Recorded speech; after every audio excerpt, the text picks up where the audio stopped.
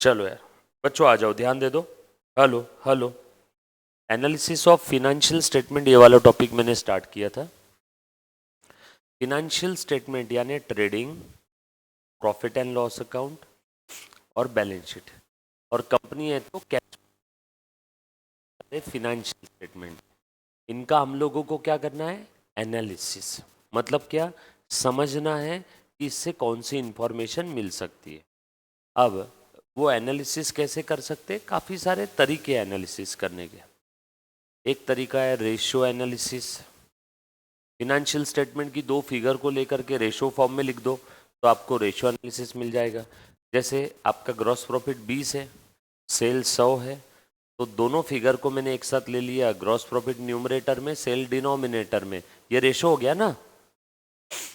Gross profit 20 upon sale 100, 20 upon 100 यानी कि क्या आया? 20%। तो ये हो गया आपका gross profit ratio. Net profit 15 है, सेल 100 है फॉर एग्जाम्पल, तो नेट प्रॉफिट रेशियो 15%। सो इससे हमें इंफॉर्मेशन क्या मिल रही है? आपके सेल के कंपैरिजन में ग्रॉस प्रॉफिट कितना है? 20%। आपके सेल के कंपैरिजन में नेट प्रॉफिट कितना है? 15%। एक और तरीका है एनालिसिस करने का, वर्टिकल फॉर्मेट में लिख दो। अब यहाँ पे एनालिसिस एक्चुअल में कोई आपको इंफॉर्मेशन नहीं मिल रही, बस फॉर्मेट चेंज कर दी। एक और तरीका है, 2 साल का फिनेंशियल स्टेटमेंट एक साथ बनाओ डबल कॉलम में। जब ट्रेडिंग अकाउंट में आप डेबिट साइड में ओपनिंग स्टॉक परचेस लिखोगे तो ओपनिंग स्टॉक और आगे अमाउंट कॉलम में अमाउंट लिखते हो ना, परचेस के अमाउंट कॉलम में अमाउंट लिखते हो। वहाँ पे दो अमाउंट के कॉलम बनाओ, एक करंट ईयर का और एक प्रीवियस ईयर का। सर इससे क्या हो जाएगा? आपको समझ में आ जाएगा ना, पिछले साल के कंपैरिजन में इस बार परचेस कितना है, पिछले साल के कंपैरिजन में इस बार एक्सपेंस कितने हैं, पिछले साल के कंपैरिजन में इस बार इनकम कितनी है। कारवाले.com का भी देखा है आपने? कारवाले.com, OLX या कार बेचो पे आपको कंपैरिजन करके बताते हैं ना दो गाड़ियों का। कंपैरिजन करके इंफॉर्मेशन आपके सामने आई तो समझने में आसानी हो जाती है। ये कार का इंजन का कैपेसिटी इतना, इसका इतना, ये इसका माइलेज इतना, इसका इतना, इसकी कीमत इतनी, इसकी इतनी। कंपेरेटिव बोलते हैं इसको। क्या बोलते हैं? Comparative statement. तो हम लोग भी बना सकते हैं क्या वैसे कंपेरेटिव स्टेटमेंट? जी हाँ, बिल्कुल बना सकते हैं। तो ये सारे एनालिसिस करने के तरीके हैं, बस वही हम लोगों को देखना है। अगेन लास्ट लेक्चर में बताया था, बच्चे इसको ऑप्शन में छोड़ते हैं क्योंकि टॉपिक ऑप्शन में निकल जाता है 12th में। बट आपने ऑप्शन में नहीं छोड़ना है, पढ़ना है बेटा। हम लोग पढ़ रहे हैं ना, क्योंकि 90% बच्चा ये टॉपिक को ऑप्शन में छोड़ देता है कि उसको मालूम है टॉपिक डिबेंचर्स कंपनी का, ये टॉपिक ये ऑप्शन में निकल जाते हैं, तो बच्चे पढ़ते ही नहीं है। बट आगे जाके अगर आप कोई प्रोफेशनल कोर्सेज करोगे तो आपको ये टॉपिक वापस आने वाला है। बराबर है? आ जाओ। सो मैंने बैलेंस शीट को कन्वर्ट किया था, एक बार आप नहीं थे तो वापस एक बार देख लो बेटा, ध्यान देना, इजी एकदम। ये बैलेंस शीट पहले हॉरिजॉन्टल फॉर्मेट में थी, लेफ्ट में लायबिलिटी और राइट में असेट। मैंने कैसे लिख दिया? वर्टिकल फॉर्मेट में। ऊपर लायबिलिटी, लायबिलिटी को ये लोग बोलते हैं सोर्सेस ऑफ फंड, और नीचे क्या है? असेट, उसको बोलते हैं यूजेस ऑफ फंड। लायबिलिटी में क्या था? Capital reserve 12% loan, capital reserve 12% loan. Asset side में फिक्स असेट और इन्वेस्टमेंट 60,000 और 10,000। अच्छा वो पहले वाली ये दो सम हमने सॉल्व कर लिए ना, ये क्वेश्चन नंबर 2 का डेटा है। देखो ये 2 का, ये देखो कैपिटल रिजर्व सरप्लस 12% लोन, 80 20 24। देखो दिख रहा है क्या सभी को? 80 20 और 24। और असेट साइड में फिक्स असेट इन्वेस्टमेंट दिख रहा है 75 और 20। दिख रहा है क्या? अब वर्टिकल फॉर्मेट में हम लोग करंट लायबिलिटी को लायबिलिटी साइड में नहीं लिखते। करंट लायबिलिटी को कहाँ से माइनस कर देना? यहाँ पे नहीं लिखना, उसको करंट असेट से माइनस कर दो। देखो 44,000 current asset minus current liability. देखो 44 नहीं, कितना था बेटा ये? सेकेंड नंबर के क्वेश्चन में देखो तो 44,000 करंट असेट और करंट लायबिलिटी कितनी थी? 15। तो current asset minus current liability, ये current asset minus current liability को हम लोग क्या बोलते हैं? बोलो बेटा, वर्किंग कैपिटल। बिजनेस को डे टू डे बेसिस पे ऑपरेट करने के लिए जो पैसा आपके पास होना चाहिए, खेड़ते भांडवल, वर्किंग कैपिटल। बिजनेस को डे टू डे बेसिस पे ऑपरेशंस के लिए या चलाने के लिए आपके पास जेब में मिनिमम एक कुछ पैसा होना चाहिए, उसी को हम लोग क्या बोलते हैं, वर्किंग कैपिटल। यस और क्लियर? हाँ जी, हाँ ये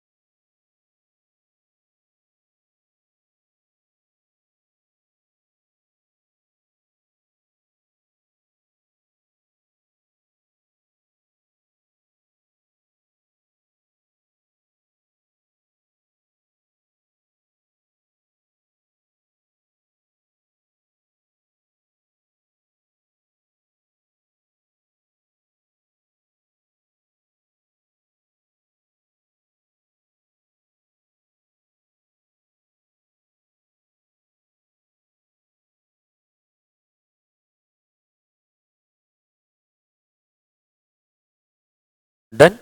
आ जाओ। सो आगे बढ़ते। सो मैंने क्या किया, मेरे हॉरिजेंटल को वर्टिकल में कन्वर्ट किया, और एक चीज ध्यान रखना, करंट लाइबिलिटी को लाइबिलिटी में ना लिखते हुए असेट से माइनस, बात तो एक ही ना, या तो लाइबिलिटी में लिखो या तो असेट से माइनस कर दो। तो मैंने क्या किया, current assets minus current liability कर दिया, राइट। उसके बाद ध्यान देना, फिर मैंने इनकम स्टेटमेंट को, ट्रेडिंग पी एंड एल को वर्टिकल में कन्वर्ट किया। ये वर्टिकल फॉर्मेट है, इनकम स्टेटमेंट मतलब trading and P and L, income statement मतलब trading and P and L. देखो तो जरा, देखो जरा बोर्ड पे ध्यान देना बेटा, ये मेरा इनकम स्टेटमेंट है, ट्रेडिंग अकाउंट और P and L, trading P and L. Trading में डेबिट में क्या था, ओपनिंग स्टॉक, क्रेडिट में क्लोजिंग स्टॉक, ओपनिंग क्लोजिंग। ये परचेज डायरेक्ट एक्सपेंस, इधर आए तो ग्रॉस प्रॉफिट, ये sale, sale minus sales return, इधर other income, salary, indirect expense, office expense, yes और नो। इसी को वर्टिकल में कन्वर्ट किया, इनकम में से एक्सपेंस माइनस कर दिए, A minus B is equal to क्या आया, सी, प्रॉफिट, माइनस में आया तो लॉस। देखो तो इनकम ले ली क्या मैंने सारी, सेल, देखो मुन्ना, सेल, सेल, है ना, सेल्स रिटर्न माइनस कर दिया, अदर इनकम ले लिया, क्या इनकम हो गई पूरी। अब एक्सपेंस माइनस करो, opening stock, purchase, direct expense, opening stock, purchase, direct expense, closing stock opposite में है ना यहाँ पे, तो माइनस कर दूं क्या यहाँ पे, और opening stock minus closing plus purchase plus direct expense, इसके नेट इफेक्ट को हम लोग क्या बोलते हैं, याद आया क्या, cost of goods sold. Opening stock plus purchase plus direct expense minus closing is equal to COGS। Opening stock plus purchase plus direct expense minus closing is equal to cost of goods sold. तो देखो मैंने ये direct लिख दिया, COGS। उसके बाद ये salary, indirect expense, office expense, salary, indirect expense, office expense. तो ये हो गया बेटा मेरा खर्चे सारे, ये हो गई सारी इनकम, नेट आ गया प्रॉफिट और लॉस, उसमें से टैक्स माइनस कर दिया तो क्या आया, प्रॉफिट आफ्टर टैक्स।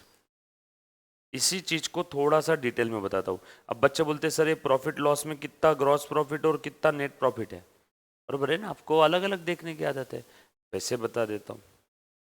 चल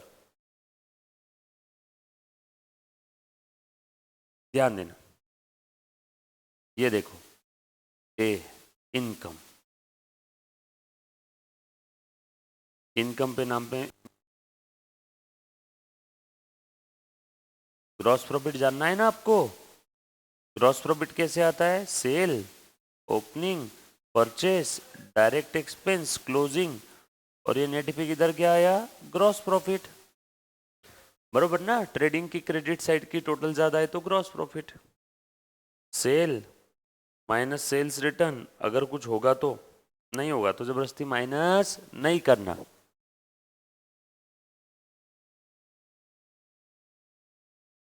minus cost of goods sold, opening plus purchase plus direct expense minus closing, opening plus purchase plus direct expenses, और ये क्लोजिंग यहीं से माइनस कर देते हैं, ओपनिंग माइनस क्लोजिंग, बरोबर है। तो ये हो गया मेरे लिए कॉस्ट ऑफ गुड सोल्ड, ये हो गया मेरा net sale, is equal to मेरे लिए क्या आ जाएगा यहाँ पे, ग्रॉस प्रॉफिट। ये ट्रेडिंग अकाउंट को तो मैंने वर्टिकल फॉर्मेट में लिखा, कुछ बच्चों को याद नहीं आया। देखो ये ग्रॉस प्रॉफिट लिखने के बाद क्या ये दोनों साइड की टोटल टैली हो जाएगी क्या? यस, ट्रेडिंग अकाउंट की दोनों साइड की टोटल टैली हो जाएगी ना। देखो लेफ्ट साइड की टोटल लिख रहा हूँ, opening plus purchase plus direct expense plus GP is equal to right side की total, sale plus closing stock. Sale मतलब वो नेट सेल है समझ लो, ठीक है। ये नेट सेल आ गया, सेल माइनस सेल्स रिटर्न। इधर भी ये परचेस है, परचेस माइनस परचेस रिटर्न है। अब बताओ ये प्लस जीपी इधर चला गया तो क्या हो जाएगा, minus GP, sales minus GP, plus closing stock इधर हो गया तो क्या हो जाएगा, बोलो, माइनस क्लोजिंग स्टॉक। तो opening plus purchase plus direct expense minus closing stock is equal to, sale में से प्रॉफिट गया तो क्या बचता है, कॉस्ट। ये पेन मैंने 100 रुपये में बेचा, इसमें मेरा प्रॉफिट था 20 रुपये, तो बताओ मेरी कॉस्ट कितनी है, 80। और ये 80 किसकी कॉस्ट है, जो पेन बेच दिया उसकी कॉस्ट। इसी को अंग्रेजी में बोलते हैं कॉस्ट ऑफ गुड्स सोल्ड। तो यही क्या है मेरा, कॉस्ट ऑफ गुड्स सोल्ड। तो यही तो मैंने यहाँ पे लिखा है, देखो ना, cost of goods sold, opening plus purchase plus direct expense minus closing, opening plus purchase plus direct expense minus closing. और ये कहाँ से पैदा हुआ, ट्रेडिंग से, बरोबर है क्या। सो सेल में से अगर मैं cost of goods sold minus कर दूं तो क्या आ गया, प्रॉफिट। बट ये कौन सा प्रॉफिट है, ग्रॉस प्रॉफिट। ये कौन सा प्रॉफिट है बेटा, इधर बेटा जो भी बच्चे ऑनलाइन देख रहे हैं, ये कौन सा प्रॉफिट है, ग्रॉस प्रॉफिट। नेट प्रॉफिट है क्या है, नो, ये ग्रॉस प्रॉफिट है। अब इस ग्रॉस प्रॉफिट को कहाँ ट्रांसफर करते बताओ, पी एंड एल में, बरोबर ना। और इसमें अदर इनकम ऐड करते हैं, और यहाँ पे इनडायरेक्ट एक्सपेंसेस और ऑपरेटिंग एक्सपेंसेस क्या करते हैं, लेस करते हैं, तो क्या आ जाता है आपका, नेट प्रॉफिट।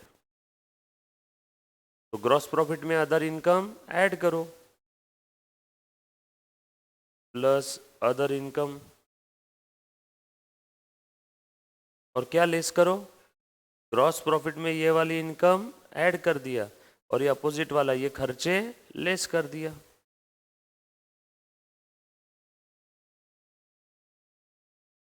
बोलो, ये दोनों में ये लेस कर दिया तो क्या बचा, नेट प्रॉफिट।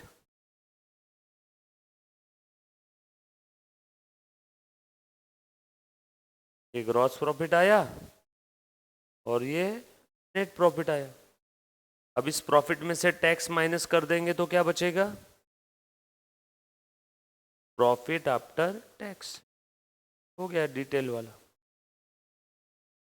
पहले जो मैंने बताया था वो बेसिक था, इसमें ग्रॉस और नेट प्रॉफिट एक साथ दिख रहे थे, क्योंकि देखो ये कॉस्ट ऑफ गुड सोल्ड और ये बाकी खर्चे मैंने दोनों एक साथ माइनस कर दिए थे।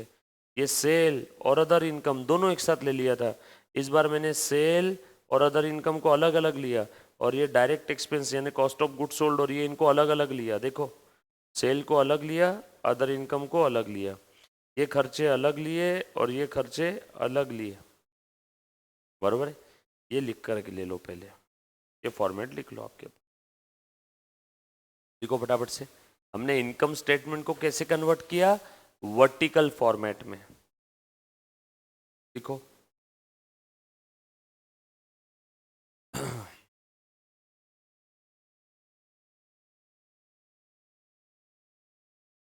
लिखो बेटा फटाफट से, चल ध्यान देना बेटा, लिख लिया सभी ने। तो बेसिकली हमने क्या किया, हमारे हॉरिजेंटल फॉर्मेट को वर्टिकल फॉर्मेट में कन्वर्ट किया है, और इसमें नया कुछ नहीं बना। एक बार वापस ध्यान दे देना, एक एग्जाम्पल लेकर के बताता हूँ। ये देखो, income less cost of goods sold is equal to क्या आया, ग्रॉस प्रॉफिट, बराबर है।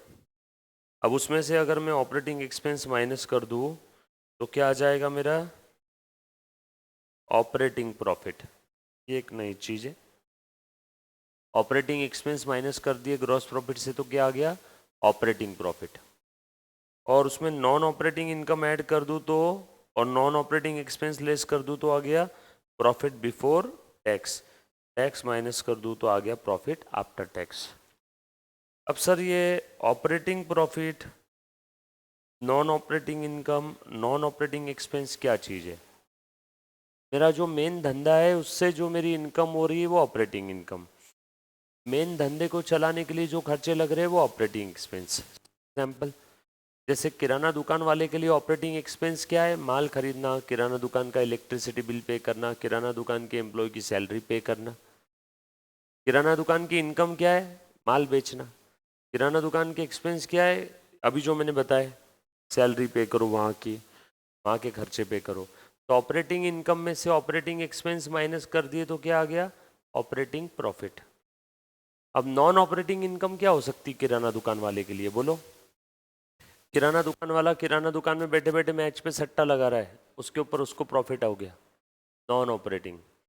किराना दुकान वाले ने बैंक में एफडी करके रखा है, उससे उसको इंटरेस्ट मिला, इनकम मिली, नॉन ऑपरेटिंग इनकम।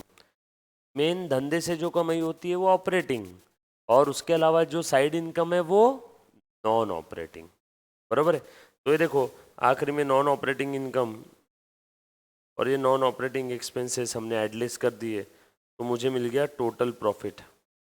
अब इस टोटल प्रॉफिट में ऑपरेटिंग भी है और नॉन ऑपरेटिंग भी है। ऊपर वाला कौन सा था, सिर्फ ऑपरेटिंग प्रॉफिट था, बराबर है। ये सर नो, सर एक 5-7 मिनट, 5 मिनट हो गया सर, खाना हो गया। हाँ, आप स्टोर में जा रहे हो, आए उधर। अभी ध्यान देना, एक बार ये एनालिसिस करके बता दो, अच्छे से ध्यान दे बेटा, देखो सब लोग ध्यान देना।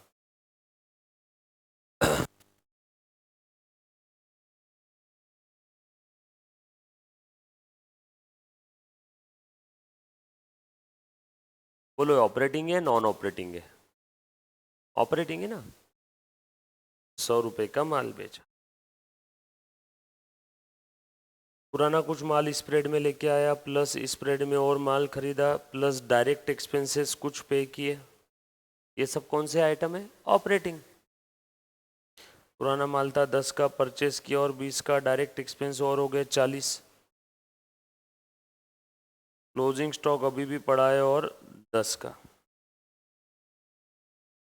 बता बेटा, अब यहाँ पे इनकम 100 और उसमें से खर्चे माइनस करो, 40 और 20 60 और 10 70।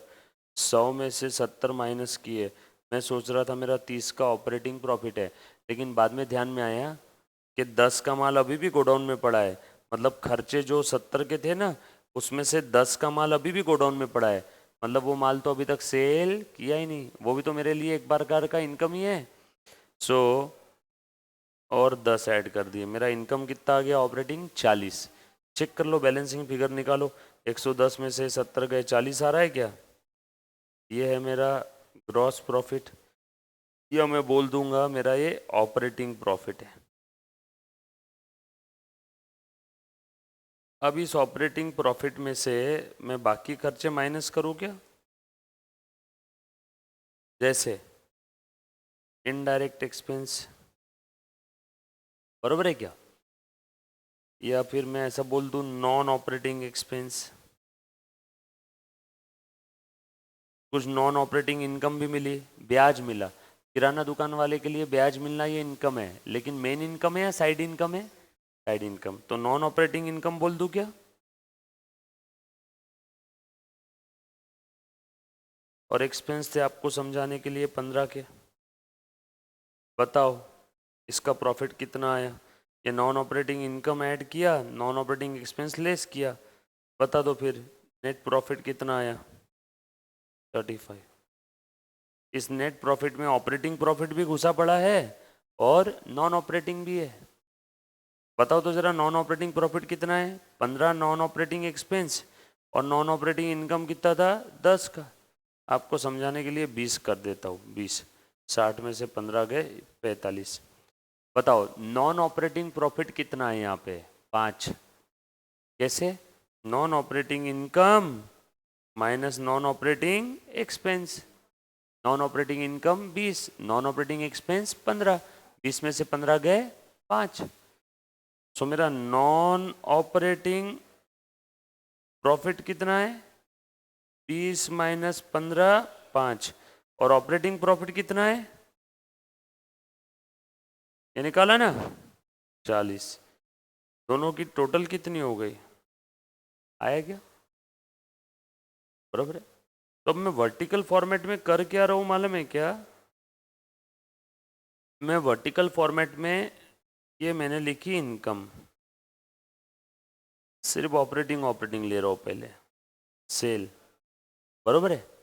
सेल में से मैंने क्या माइनस कर दिया कॉस्ट ऑफ गुड्स सोल्ड।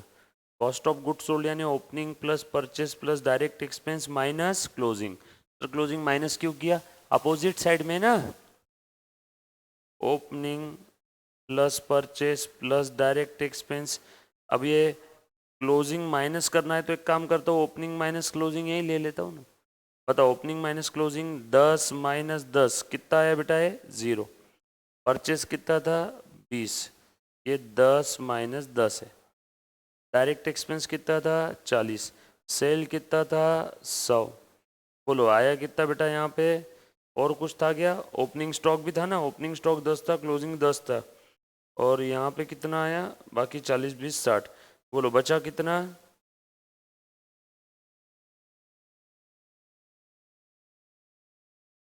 और मैं बोल दूंगा ऑपरेटिंग प्रॉफिट कितना बचा 40। आया क्या उतना ही?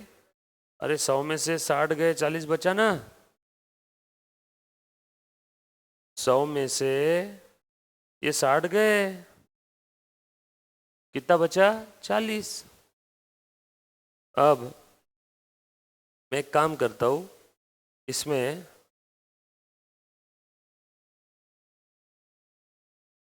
नॉन ऑपरेटिंग इनकम ऐड करता हूँ। इनकम है ना ऐड करूंगा ना, और नॉन ऑपरेटिंग एक्सपेंस माइनस करता हूँ। बोलो नॉन ऑपरेटिंग इनकम कितनी है 20, नॉन ऑपरेटिंग एक्सपेंस कितने हैं 15।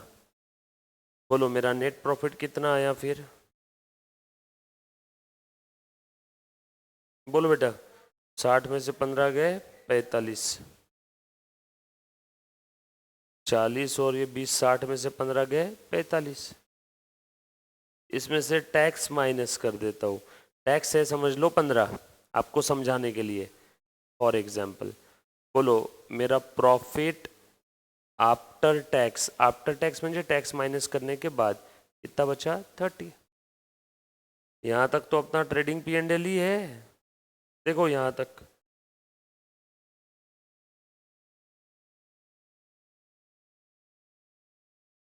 ये ट्रेडिंग का आइटम, ये ट्रेडिंग का आइटम, ये ट्रेडिंग, ये ट्रेडिंग, ग्रॉस प्रॉफिट भी ट्रेडिंग, और ये नीचे के कौन से P and L, P and L, P and L. नया क्या है इसमें? आखिर में टैक्स माइनस की। ट्रेडिंग पी एंड एल में हॉरिजेंटल था, यहाँ खड़ा लिख दिया। कुछ है 3-4 बार सेम चीज़ देखी हमने, बरोबर। ब्रेक के पहले भी देखा था, फिर ब्रेक के आने के बाद ये दो भाई लोग अपने आ गए तो अपन ने वापस एक बार देखा। चलो ध्यान देना, आ जाओ तो ट्राई करके देखते हैं। कन्वर्ट द फॉलोइंग, ध्यान देना, convert the following trading and PNL account into the vertical statement. नीचे के ट्रेडिंग पी एंड एल को वर्टिकल फॉर्मेट में कन्वर्ट करना है। चलो बेटा लो तो, opening, purchase, wages, gross profit, ये दिया हुआ है रेडीमेड, सब सब रेडीमेड दिया हुआ है, राइट। और अब हम लोग कर क्या रहे हैं, इसको कन्वर्ट कर रहे हैं। कहाँ लिखूँ, कन्वर्ट करने के लिए जगह है क्या मेरे पास? आपके पास क्वेश्चन है ना, पेज नंबर ये है, मैं साइड में थोड़ी जगह बना लेता हूँ कन्वर्ट करने के लिए, है ना। अब आप सबने भी हेल्प करना है कन्वर्ट करने के लिए। चलो क्वेश्चन नंबर 3 चल रहा है, एनालिसिस ऑफ फिनेंशियल स्टेटमेंट का, है ना। सब लोग जो भी बच्चे ऑनलाइन देख रहे हो, ऑफलाइन देख रहे हो, बेटा अच्छे से ध्यान देना सभी ने। बहुत ईजी है ना। पहले एक बार ध्यान दे दो, फिर बाद में आंसर लिख लेना भले। पहले एक बार ध्यान दे दो, स्टॉप राइटिंग, प्लीज ध्यान देना। जो भी बच्चा ऑनलाइन भी देख रहा है प्लीज ध्यान दे दो। आ जाओ, करूँ मैं स्टार्ट? चलो, अपना फॉर्मेट अभी हमने लिखा था, है ना। फॉर्मेट याद है सभी को, पहले हमने समझा, तो फॉर्मेट बेस्ड टॉपिक है तो पूरा, हाँ जी हाँ। Sales minus cost of good sold is equal to gross profit plus non operating income minus non operating expense is equal to net profit minus tax is equal to profit after tax. खत्म। अब sir आपने बोला sales minus cost of good sold, तो cost of good sold कैसे निकलता है? Again वो भी बताया, opening stock plus purchase plus direct expense minus closing stock is equal to cost of good sold. लिखो क्या? चलो यहाँ पे क्या दिया है, सेल, पहले लिख लेता हूँ। देखो इनकम है ना, इनकम, इनकम में क्या है, सेल, कितना है, 11 लाख। सेल्स रिटर्न होता तो यहाँ पे माइनस करके नेट सेल लिखते बाहर, सेल वजा सेल्स माइनस सेल्स रिटर्न, लिख दिया। हाँ बोलो बेटा, सेल में से क्या माइनस करना है, cost of good sold. Cost of good sold कैसे निकलता है, opening plus purchase plus direct expense minus closing. Closing आप ओपनिंग के बाजू में भी माइनस लिख सकते हो, चलेगा। Opening stock plus purchase, purchase मतलब नेट परचेस, हाँ। अगर परचेस और परचेस रिटर्न दोनों दिया तो यहाँ पे जो हमने परचेस लिखा वो परचेस मतलब क्या है, परचेस माइनस परचेस रिटर्न। अगर परचेस रिटर्न दिया है करना उसे माइनस कर दो, राइट। चलो आगे, चलो क्वेश्चन में देख करके बताओ, बोलो यस कितना है, फटाफट से बता दो, बोलो बोलो।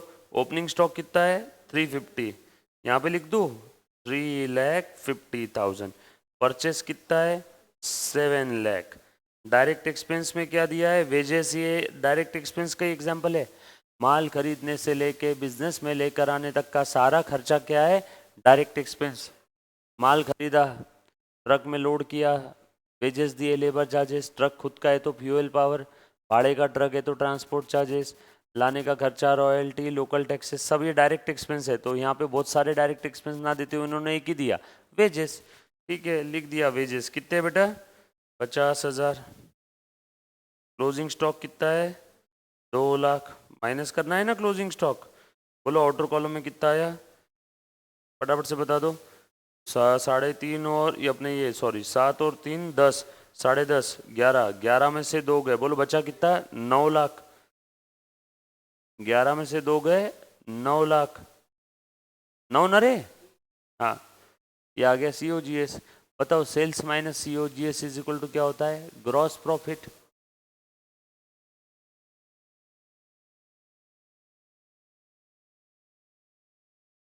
बोलो कितना आया, 2 लाख। चेक कर लो, हमारा भी 2 ही लाख आया क्या? यस, क्वेश्चन में 2 लाख ही दिया है ना। अच्छा, यहाँ तक हो गया। देन उसके बाद अब क्या करना है, इसमें नॉन ऑपरेटिंग इनकम ऐड कर दो। देखो क्वेश्चन में नॉन ऑपरेटिंग इनकम है क्या, चेक करो फटाफट से, है कुछ non operating income, plus non operating income, बराबर कुछ है, नो, माइनस, एक काम करो ना, पहले ये ग्रॉस प्रॉफिट में से मैं एक काम करता हूँ, माइनस ऑपरेटिंग एक्सपेंस माइनस कर देता हूँ, अगर कुछ है तो मुझे क्या मिल जाएगा, operating expense plus operating income अगर कुछ है तो मुझे क्या मिल जाएगा? नेट प्रॉफिट, या इसी को मैं बोल दूंगा ऑपरेटिंग प्रॉफिट। और उसके बाद मैं अलग से ले लेता हूँ non operating income minus non operating expense is equal to क्या मिल जाएगा मुझे? Total net profit minus tax is equal to profit after tax. अब काफ़ी बार क्वेश्चन में इतना डेटा दिया ही नहीं रहता है, बट मैंने आपको इसलिए बताया कि क्वेश्चन किसी भी टाइप का हो आपको पूरा पता होना चाहिए। अब बताओ इसमें क्या क्या ऑपरेटिंग एक्सपेंस दिए है क्या? तुम बताओ ऑफिस एक्सपेंस ये ऑपरेटिंग एक्सपेंस है कि नॉन ऑपरेटिंग है? नॉन ऑपरेटिंग होगा तो यहाँ लिख दो, ऑपरेटिंग होगा तो यहाँ लिख दो। तुम बताओ ऑफिस एक्सपेंस ये ऑपरेटिंग है कि नॉन ऑपरेटिंग है? ऑपरेटिंग। किराना दुकान चलाने के लिए किराना दुकान के एम्प्लॉय की सैलरी दिया, ऑपरेटिंग। किराना दुकान चलाते समय मैच में सट्टा करने के लिए पैसे दिए, नॉन ऑपरेटिंग एक्सपेंस। मेन धंधे से रिलेटेड है। क्लासेस चला रहा हूं मैं तो मैं यहाँ का इलेक्ट्रिसिटी बिल पे कर रहा हूँ, ऑपरेटिंग। मैं मेरे घर का इलेक्ट्रिसिटी बिल पे कर रहा हूँ, नॉन ऑपरेटिंग। कुछ बात समझ में आई क्या? ऑफिस के स्टाफ को मैंने पार्टी दी, ऑपरेटिंग एक्सपेंस। मेरे दोस्तों को पार्टी दी, नॉन ऑपरेटिंग एक्सपेंस। कुछ बात समझ में आई? धंधे से रिलेटेड जो खर्चे है, जो आपका मेन बिजनेस है उससे रिलेटेड जो खर्चे है, ऑपरेटिंग। सर हमें कैसे समझेगा एग्जाम में? अपने अंतर मन से पूछिएगा तो अपने आप जवाब आ जाएगा। हाँ तुम बताओ सेलिंग एक्सपेंस ये ऑपरेटिंग है कि नॉन ऑपरेटिंग है? ऑपरेटिंग, धंधे से रिलेटेड ही है ना। फाइनेंस एक्सपेंस बोलो बेटा, ऑपरेटिंग है कि नॉन ऑपरेटिंग है? सर फाइनेंस मतलब किसके लिए? बिजनेस के लिए फाइनेंस लिया होगा जब। और 12th स्टैंडर्ड में एक खास बात क्या है, नॉन ऑपरेटिंग रहा तो स्पेसिफिकली बोल देते काफी बार। जैसे मैंने डमी एग्जाम्पल में लिखा था ना नॉन ऑपरेटिंग, मैंने यहाँ पे लिखा था ना स्पेसिफिकली। कहाँ गया रे एक एग्जाम्पल में? हाँ मैंने लिखा था ना, ऐसा दिया रहता है। और सिर्फ इतना बोला यहाँ पे एक्सपेंस दिया है, तो ये कौन सा एक्सपेंस है? ऑपरेटिंग। स्पेसिफिकली बोला है नॉन ऑपरेटिंग, तो क्या समझना? Non operating. जैसे मैंने स्पेसिफिकली लिख करके दे दिया था, बरोबर है? आ जाओ।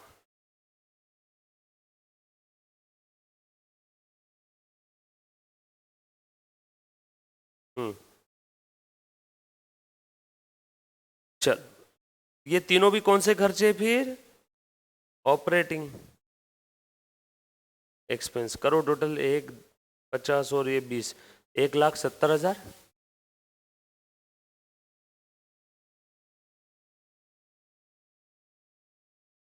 ऐसे तीनों आपने अलग अलग नीचे लिख भी दिया तो भी चलेगा आइटम, तीनों की टोटल भी लिख दिया तो भी चलेगा। 1,00,000 प्लस 50,000 प्लस 20,000। ऑपरेटिंग इनकम है क्या कुछ? नो। जो भी हमारी मेन इनकम थी वो हमने ले ली ऊपर। बोलो ये कितना आया? 2 में से 1,70 गए, बोल बचा कितना बेटा? 30,000। नॉन ऑपरेटिंग है कुछ? जीरो। नॉन ऑपरेटिंग कुछ है? जीरो। टोटल नेट प्रॉफिट कितना आया? 30,000। देखो तो आ रहा है क्या? बरोबर ना? बोलो टैक्स कितना है? टैक्स कुछ बोला नहीं है।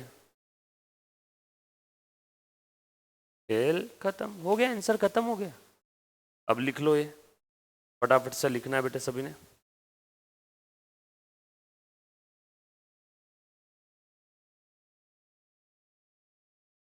चलो आ जाओ यार, बच्चों ध्यान देना भाई अच्छे से। हाँ कर दिया मैंने, रिकॉर्डिंग पॉज किया था। आ जाओ नाउ, क्वेश्चन नंबर 4 करें हम लोग। आपने ट्राई किया 4 नंबर? इजी एकदम, नहीं ट्राई किया? आ जाओ अभी कर लेते। देखो ध्यान देना, convert the following trading P and L into vertical income statement. चल ओपनिंग स्टॉक दे दिया, परचेज दे दिया, वेजेस दे दिया, सेल्स क्लोजिंग स्टॉक दे दिया, office selling expense, finance expense, gross profit. Same है अभी जो किया था। देखो तो जरा, लिख दूं क्या मैं format? Income, sales, minus sales return minus cost of goods sold, opening plus purchase plus direct expense minus closing stock is equal to gross profit, बरोबर ना, minus operating expenses. Direct shortcut वाला ही फॉर्मेट, नॉन ऑपरेटिंग है ही नहीं तो लिख के थकना क्यों, एक बार मैंने आपको डिटेल फॉर्मेट बता दिया। अब इसमें नॉन ऑपरेटिंग है ही नहीं, देखो हमने पढ़ लिया पूरा, कहीं नॉन ऑपरेटिंग दिख रहा है क्या? नो। तो इज इक्वल टू क्या आ जाएगा बेटा मेरे पास में, नेट प्रॉफिट, खत्म। सेल कितना है लिखते जाओ, put the value, get the answer, 12 lakh.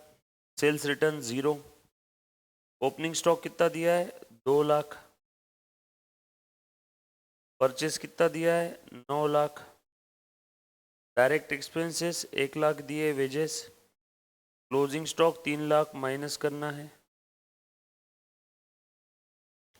बोलो फिर आपका कॉस्ट ऑफ गुड्स सोल्ड कितना गया, 9 2 11, 12 में से 3 गए 9 लाख, और ये कितना आया 12 लाख। ए माइनस बी ग्रॉस प्रॉफिट आ जाएगा क्या, 3 लाख आया। ऑपरेटिंग एक्सपेंस में ऑफिस, सेलिंग और फाइनेंस 125 प्लस 100 प्लस 30, देखो तो यही है क्या, 125 130, 2,55,000, नेट प्रॉफिट आ गया 45,000, खत्म। ये आड़ा था, हमने खड़ा लिख दिया, सिंपल है, put value, get the answer.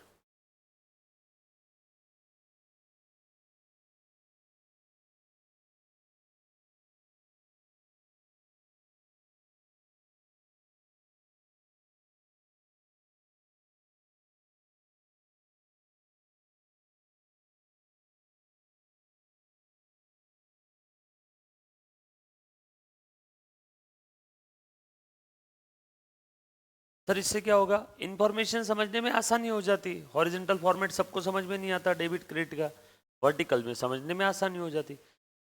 समझना मतलब यही तो एनालिसिस करना है। लोगों ने इस टॉपिक का नाम क्या दिया, फिनेंशियल स्टेटमेंट एनालिसिस। पूरा फॉर्मेट बेस है और फॉर्मूला बेस है।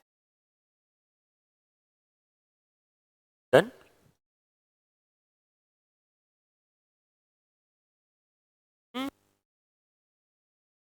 इसके बाहर एक भी क्वेश्चन नहीं आएगा, इसीलिए आपके टेक्स्ट बुक के ऊपर मैं इतना जोर दे रहा हूँ। बाहर कोई क्वेश्चन जो बोर्ड एग्जाम लेने वाला उसी बोर्ड की है टेक्स्ट बुक है।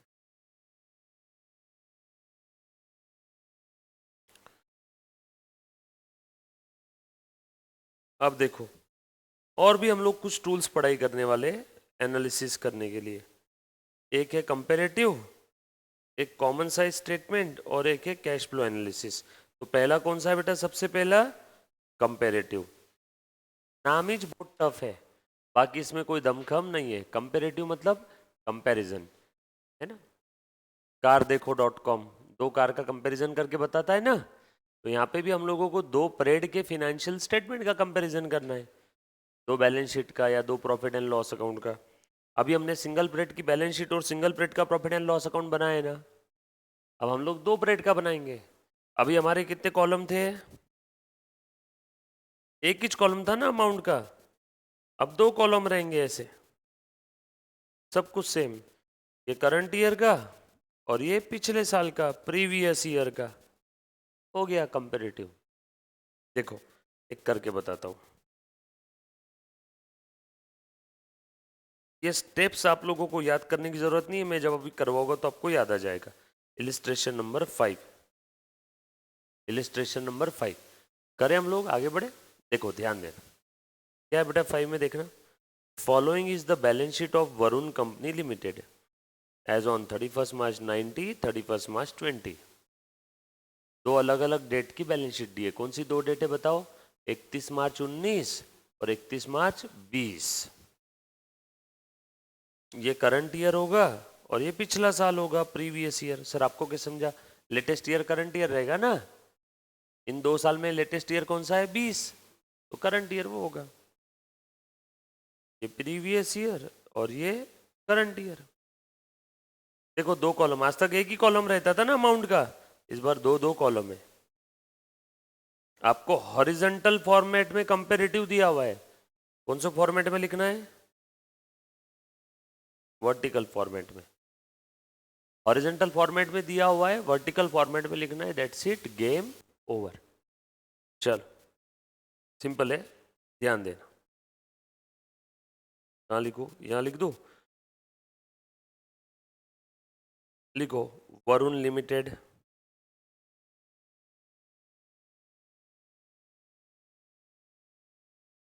Comparative balance sheet, Varun limited comparative balance sheet.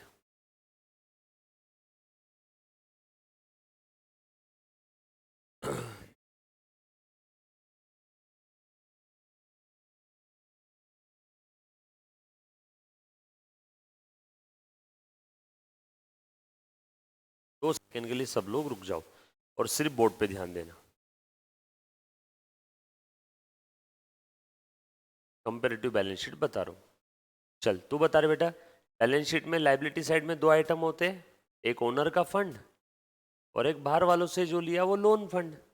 Own fund, loan fund, बाहर वालों से जो लिया उसको आप लाइबिलिटी बोलते हो, और ओनर्स का जो फंड है उसको आप बोलते हो कैपिटल। ओनर्स के फंड में क्या क्या आ जाता है, कैपिटल, रिजर्व, सरप्लस, प्रॉफिट, ये सब किसका है, मालिक का है ना। लॉस रहा तो माइनस, यस और नो। तो बस मैं वर्टिकल फॉर्मेट में लिख रहा हूँ, ध्यान देना, लिखो मत अभी कुछ भी। हमारी लाइबिलिटी साइड को ये लोग बोलते हैं sources of fund.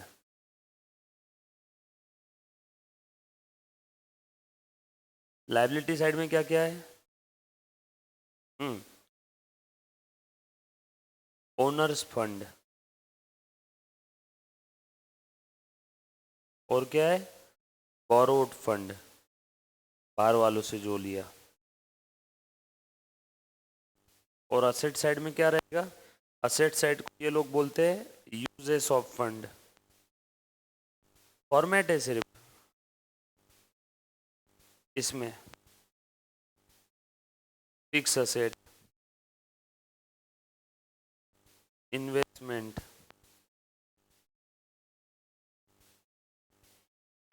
Current asset minus current liability. इसी को क्या बोलते हैं मालूम है, वर्किंग कैपिटल। एक काम करता हूँ, इसको ऐसे लिखता हूँ, वर्किंग कैपिटल।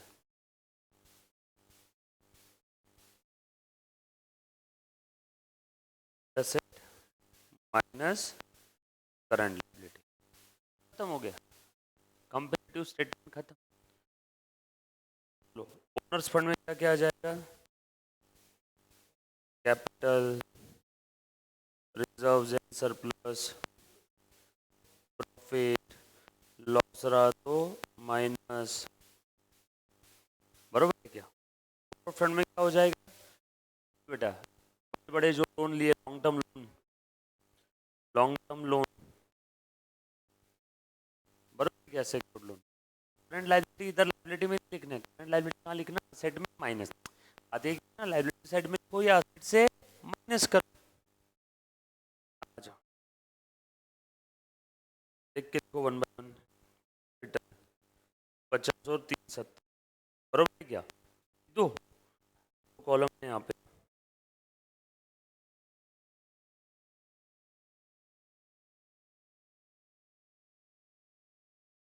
अब आप मत लिखना, हाँ बेटा, कैपिटल 250 और 370।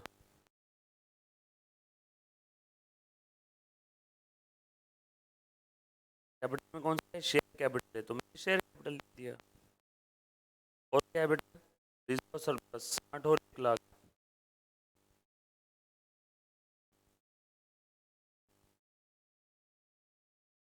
क्या है, लोन 1 लाख और 1,60,000, प्रॉफिट लॉस है क्या कुछ, लोन, लॉन्ग टर्म लोन है, कितना है बेटा, 1 लाख आसान है देखना। ये भी लॉन्ग टर्म में होगा। आपको समझ, अरे शॉर्ट टर्म था तो करंट लायबिलिटी लिखना है।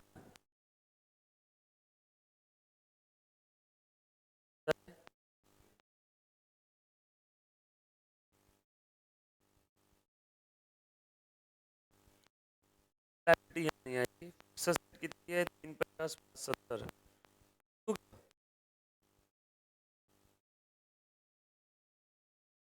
तो देख रहे हो तुम क्या करो, कॉपी पेस्ट। नाड़ा लिखा था, निकाल लिख दिया।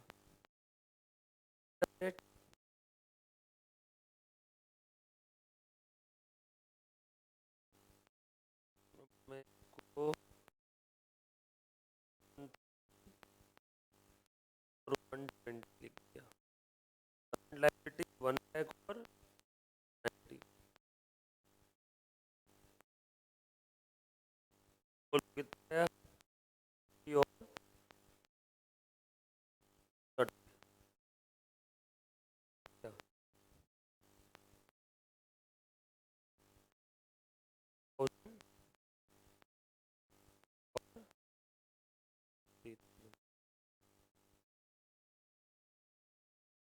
30। माइनस हो गया सब टोटल। ये एसेट टोटल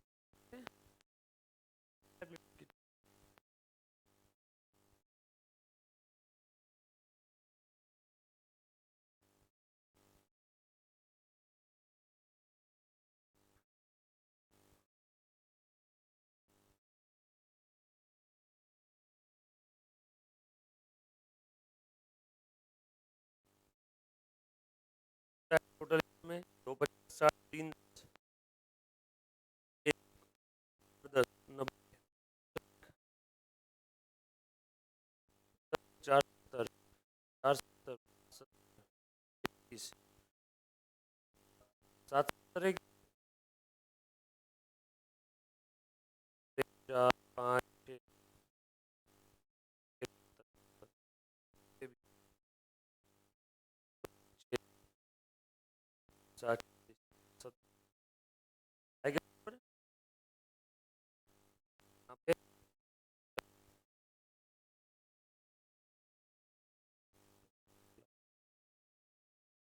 को लिख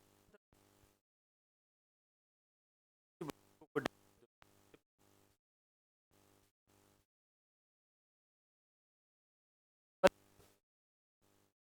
कुछ आप कैपिटल पहले और में कितना कैपिटल पहले भी का पहले इसमें क्या हुआ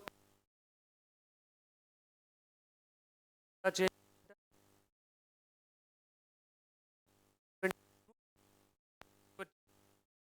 किया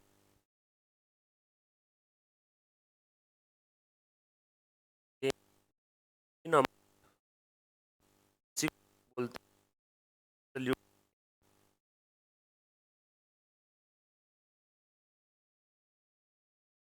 लास्ट देखें और रहेगा रहेगा बाकी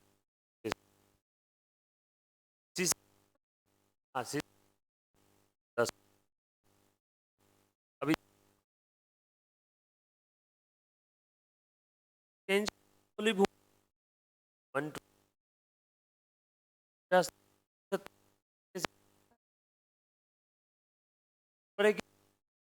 परसेंट निकाल के देख बता दो बड़ा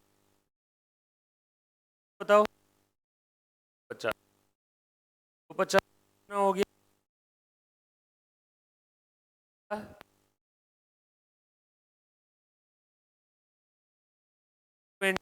50 पर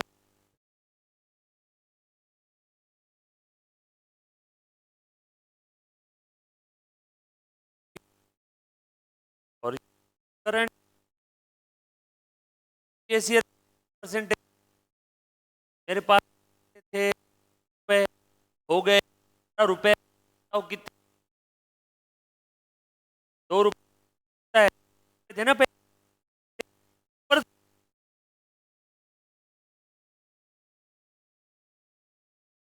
परसेंट 50 20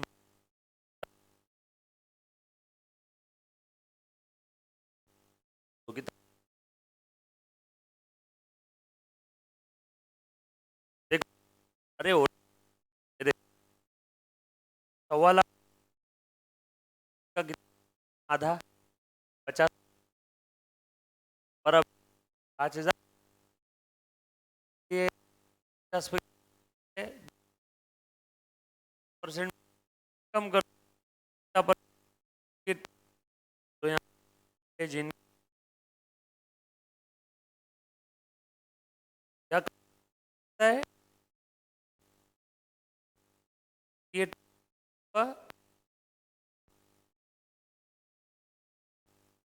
पूरा बता 60 हो गया बोलो का फर्क है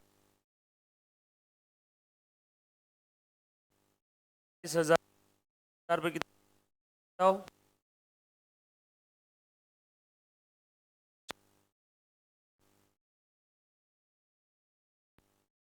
हर बे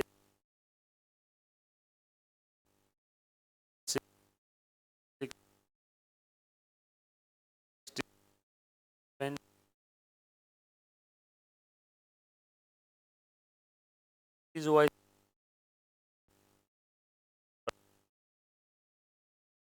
1 लाख से बढ़ता है और 60 पर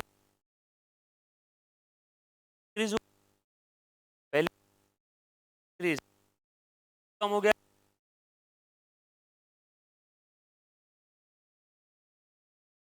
40 हो सारी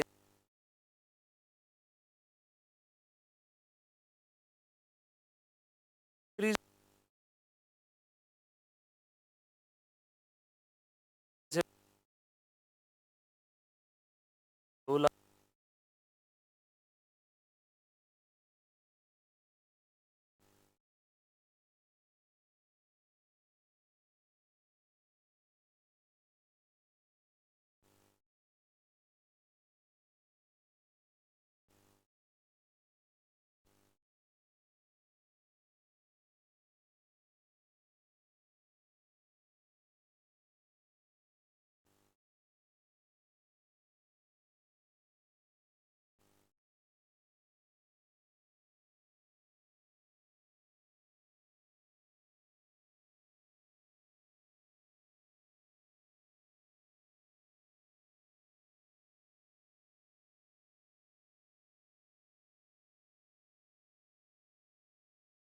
आ रही है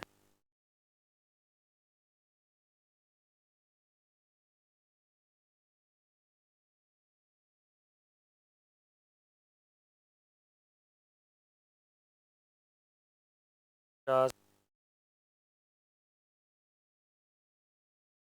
को cancel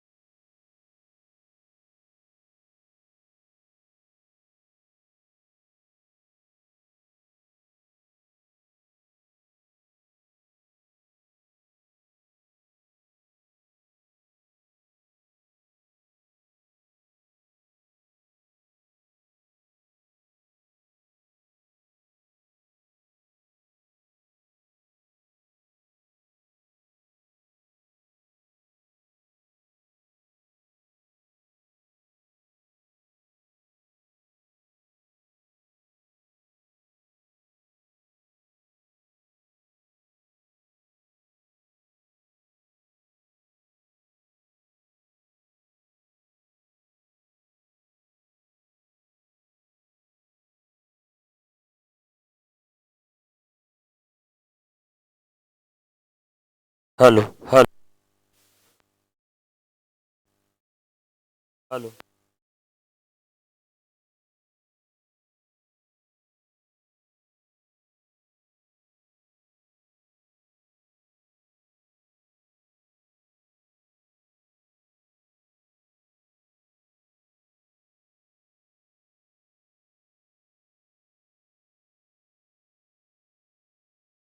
hello hello hello hello hello. अभी हमने बैलेंस शीट को कंपैरेटिव फॉर्म में लिखा, अब हम लोग प्रॉफिट एंड लॉस को लिखेंगे कंपैरेटिव फॉर्म में। इजी है, सेम फॉर्मेट जो हमने इसके पहले बैलेंस शीट बनाया था।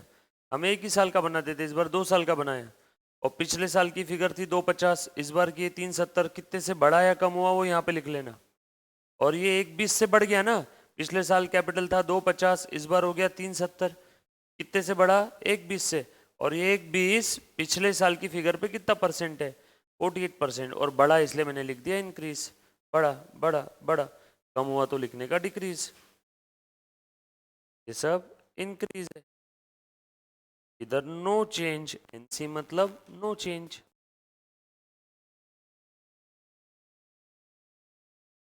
इस साल 10 रुपए, इस बार 12। तू बोल बढ़ा के कम? हाँ, इंक्रीज। पिछले साल 10, इस बार 9, कम।